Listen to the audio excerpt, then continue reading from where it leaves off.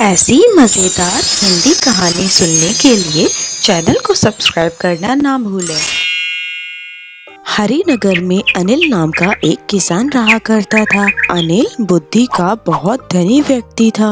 अनिल के पास 2 बैल थे, जिसकी मदद से अनिल दूसरों के खेत को भी जोता करता था। हरिनगर गांव के सभी किसान वहां के जमींदार से बहुत परेशान रहते थे।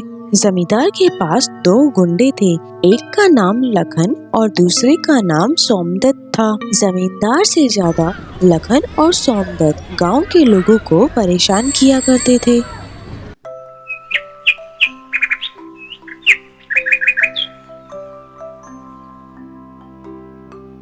मालिक 2 दिन से आपसे मिलना चाहता था, लेकिन भगवान की कृपा से आज मिल पाया हूँ आपसे। हाँ हाँ, बताओ क्या काम है।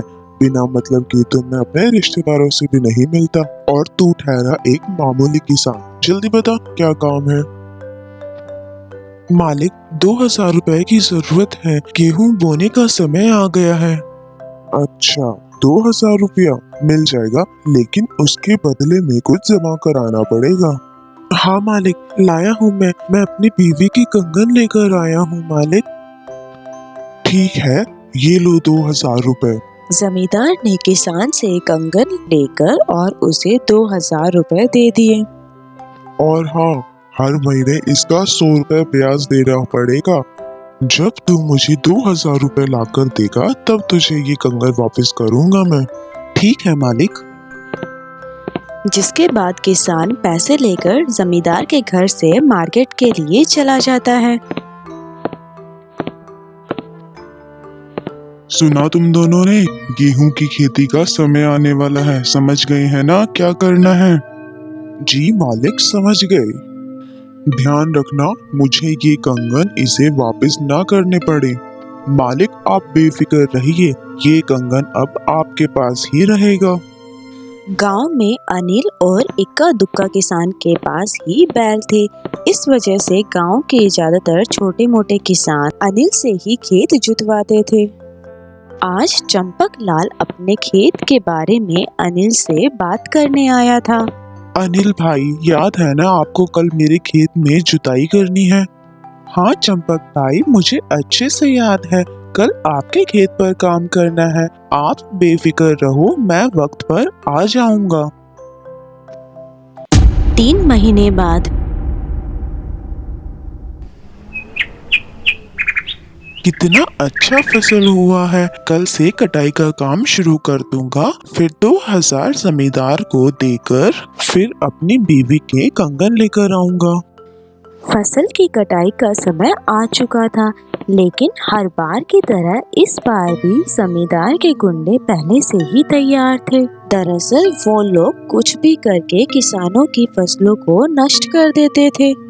इस बार भी जमींदार के गुंडे सोमदत्त और लखन चंपक लाल के खेत में आग लगाने के इरादे से आए थे।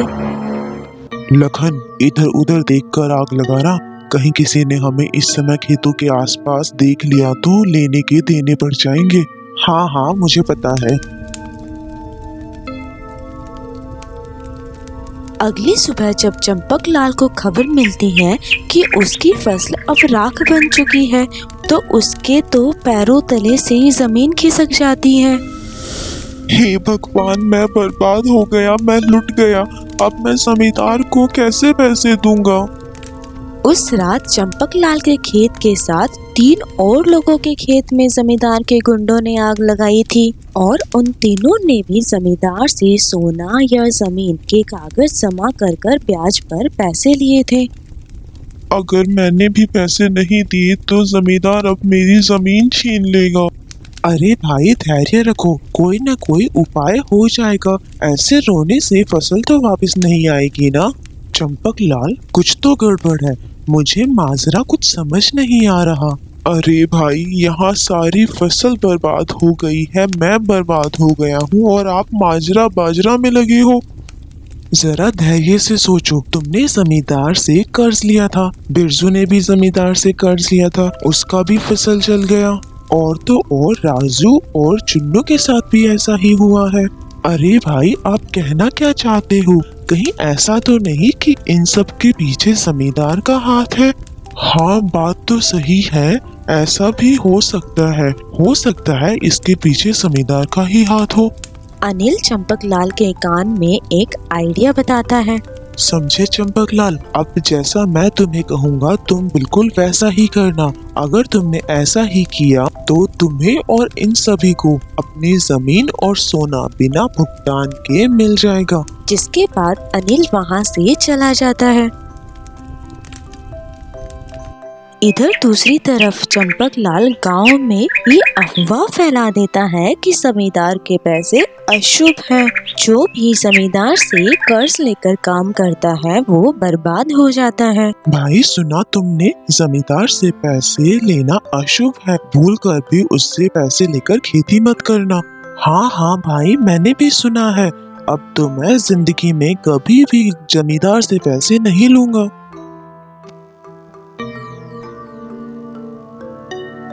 लखन और सोमदत्त गांव में चल रहे अफवाहों के बारे में जमींदार को बताते हैं और कुछ ही दिनों में अनिल भी जमींदार के घर जा पहुंचता है। जमींदार साहब, ये मैं क्या सुन रहा हूँ? गांव के लोगों में आपके विषय में एक चर्चा जोर शोर से चल रही है। ऐसा क्या सुन लिया भाई तुमने? जमींदार साहब, आजकल गांव के लोग कह रहे हैं जो भी आपसे कर्ज लेकर खेती करता है वो बर्बाद हो जाता है। ऐसा कहा जा रहा है कि आपका पैसा अशुभ है। कुछ लोग तो ये भी कह रहे हैं कि बिरजू ने जमींदार के कर्ज लेकर खेती किया, उसका सारा फसल जल गया। चंपकलाल, राजू और चुन्नू के साथ भी ऐसा ही हुआ है। पंकज, भीम और अमित और गांव के सभी किसान, इन सब लोगों ने आपसे कोई कर्ज ना लेने का फैसला किया है। उनका फसल बर्बाद हो गया। अब सबका यही मानना है कि आपके पैसे अशुभ हैं। जमींदार मन ही मन घबराने लग गया और अनिल से बोला, तो इसमें मैं क्या करूं? जिसको जो बोलना है बोलने दो। जमींदार बाबू, इसमें आपका बहुत बड़ा नुकसान हो जाएगा। सोचिए, गांव के लोग आसपास के जमींदार से कर्ज लेना शुरू कर देंगे। फिर आपके पास जो भी पैसा ब्याज से आता था वो बंद हो जाएगा और आपको बहुत भारी नुकसान हो जाएगा। जमींदार ब्याज खोने के डर से बिल्कुल घबरा जाता है। वो कुछ सोचने के बाद अनिल से बोलता है, अनिल, तुम्हारी बहुत बहुत मेहरबानी जो तुम गांव वालों की बात लेकर यहाँ तक आए। मुझे मेरे आदमियों ने इन सब के बारे में बताया था, पर मैं उस समय इन पर भरोसा नहीं कर पाया। लेकिन तुम एक अच्छे इंसान हो, मुझे तुम्हारी बात माननी ही पड़ेगी। अब तुम ही बताओ मैं क्या कर सकता हूँ? देखिए, ज्यादा और हमेशा के नुकसान से अच्छा है कि आप थोड़ा नुकसान झेल लीजिए और जिन लोगों की फसल जल चुकी है उन लोगों का सारा कर्जा माफ कर दीजिए। इससे लोग आपको महान समझेंगे और दूसरे गांव के लोगों से भी कर्ज लेना बंद कर देंगे। इससे आपकी छवि भी अच्छी बनी रहेगी और आपके पास ब्याज का पैसा भी बनता रहेगा। जमींदार मन ही मन सोचता है और अनिल की बात में हामी भर देता है। बात तो अनिल सही कह रहा है। अगर मैं कर्जा माफ नहीं करता तो लोग दोबारा मेरे पास पैसे लेने नहीं आएंगे और फिर मेरे कमाई का जरिया भी बंद हो जाएगा। मेरी भलाई तो अभी अनिल की बात मानने में ही है। चलो मैं इसकी बात मान लेता हूँ। अंत में अनिल के दिमाग के कारण सभी किसानों को उनके सोना और जमीन के कागजात जमींदार वापस कर देता है।